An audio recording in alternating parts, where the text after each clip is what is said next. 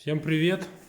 Вот построили мы этот вот чудо-камин, обложили каминную топку, вывели трубу.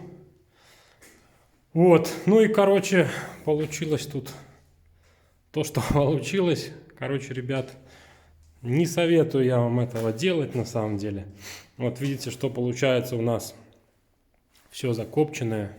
Ну, здесь, конечно, есть косяк в том, что вот видите, здесь широкий дымоход, здесь 180-ка, уходит в шахту, да, ну шахта тоже широкая.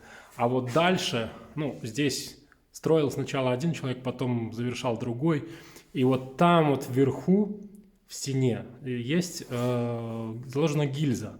Но эта гильза была заложена 130 диаметра, и она заложена там в стене, то есть выход туда идет через колено под 45 градусов, ну, короче, такое себе, и за счет, скорее всего, резкого сужения канала дымового происходит вот это вот задымление, то есть при топке дым сюда фигашит, дверку открываешь, и вот так вот получается. И вот здесь вот, значит, здесь вот есть в этой топке вот такая вот штука, то есть это задвижка. И вот в этом вот месте, где сходит фланец от этой задвижки, там, вот его, видите, вот он такой, ребрышко такое.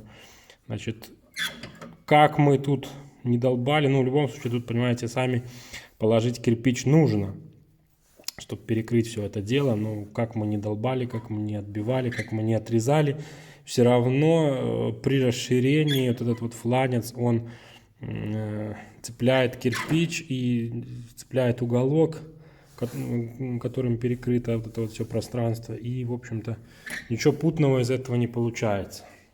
Ну, конвекция, конечно, работает хорошо. Здесь за счет чугуна все дуется, все красиво. Ну, вот такой вот косяк. Поэтому будем разбирать мы все это дело, и куда-то эта каминная топка уедет в другое место. Ну, благо заказчик, тут, как говорится, свои люди, поэтому такой эксперимент получился. Ну, не совсем удачный, Поэтому кто будет делать, ну, либо как-то по-другому, либо, не знаю.